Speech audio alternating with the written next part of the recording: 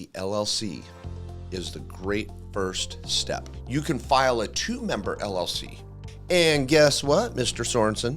My chances of an audit risk go down by the same 13 to 15 times. I can always convert my LLC to an S-Corp if I need to. 80% of our clients use the 1-2 punch. You want that 1-2 punch. That's what's gonna make you most effective in that bar fight this weekend, Tristan. You need the 1-2. Well, we're the only ones teaching street fight techniques out here. No matter what type of small business you are starting, no matter even if it's a rental property and you're buying your first rental, you've got a side hustle, you're doing Uber, you're doing whatever, the LLC is the great first step. It's the best to start with because it gives you flexibility to make changes later, and you need that entity to get your EIN, get your name, get legit, get out there, go hard. You're gonna feel confident, you're gonna feel proud. You're like, damn it, I started my company. It's gonna motivate you. It is true, the LLC does not save taxes.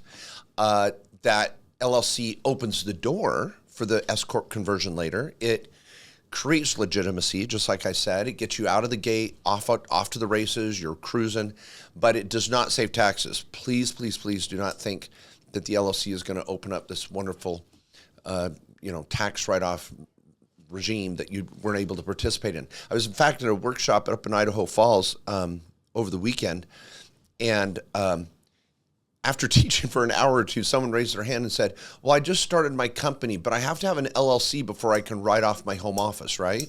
I'm like, no. So all of you out there, this is a little defense for anybody that's thinking LLC or S-Corp. You don't have to have either one of these. If you want to just start your sole proprietorship, start tracking your income and start taking write-offs, get in startup mode, start taking, tracking your expenses. So there is that camp. With an LLC, you can file a 2-member LLC. So let's say you're even a husband-wife, or you have partners in a rental property, you're going to have to file a 2-member LLC, which is a 1065. And guess what, Mr. Sorensen? My chances of an audit risk go down by the same 13 to 15%, or sorry, 13 to 15 times, or 1,300 to 1,500% less chance of an audit with a 2-member LLC. So if I want the audit protection, you can still get it. I like it. The drawback of an LLC in a partnership is there is no ability to save on self-employment tax.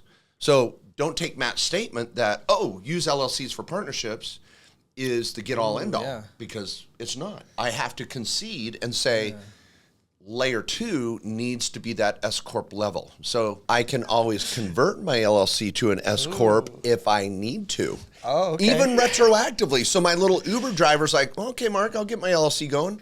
And they have a kick-ass year. They do great. They're making money. And then they're like, man, I should have done an S-Corp. We can take care of you. We can backdate that LLC to an S-Corp to the first of the year and save those taxes if necessary. When you set up your LLC with the ability to change the character later to an S-Corp if you need it, the LLC name does not change. You may still be Green Tree Enterprises LLC, and then behind the scenes, you're now an S-Corp. Your EIN stays the same. Your company name stays the same. Your bank account stays the same. You don't even need to tell the bank. And so where this is helpful, and really there's many of you listening or watching here on YouTube, if you're a brand new business owner and you're not sure what your income level is going to be this year, in 2023, pull the trigger now. Get the LLC going. Our attorneys will help design your trifecta, put it in perfect harmony for the future. Then later in the year, when you start making money, we can backdate it into an S-Corp. If you don't have an LLC now, you can't backdate. And so that LLC, it becomes S-Corp insurance.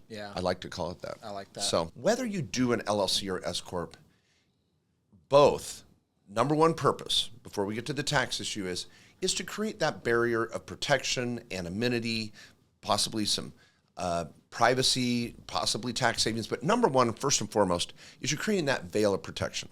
So we both have to admit, I think, that the setup has to be proper, minutes every year have to be proper, make sure you're paying the fees to the state, and we go back to that company maintenance program. Here's the main takeaway.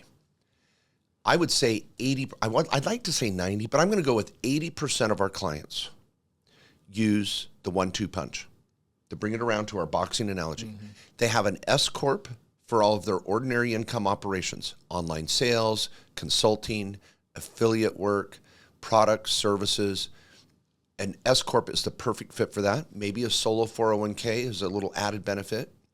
And then on the right side of the equation, they have their LLC for the rental properties. You might be using an LLC with your Roth IRA or your 401k to do some additional investing. The LLC, I should have used that one. The LLC can be used as a structure with retirement accounts.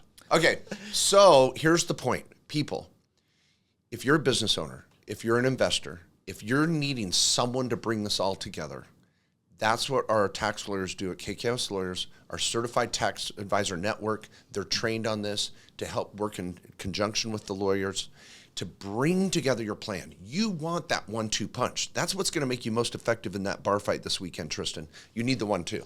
Really, you think all of us accountants and lawyers, we learn this in school or in the CPA exam or the bar exam? You don't. You learn it out on the streets. Well, we're the only ones teaching street fight techniques out here. So, on our call this morning, a CPA asked, well, I didn't think a revocable living trust could own an S-Corp. But yes, it can. The IRS is allowed for a see-through grantor trust, which an S-Corp is. Even on the 2553, we'll list the trust with the one of the spouse's social security numbers on the second page of the 2553. So for you accountants out there, that trifecta really comes together with that revocable living trust, owning the S-Corp and the LLC, bringing it all together, because I hate to tell you, someday you're going to die. Your clients are going to die, and you don't want to have a train wreck with a disorganized business structure. So make sure you bring it all together. And if you need a consult, our links are down below. The lawyers are out maybe a week and a half, but they'll build a plan for 2023. Get a plan for 2023.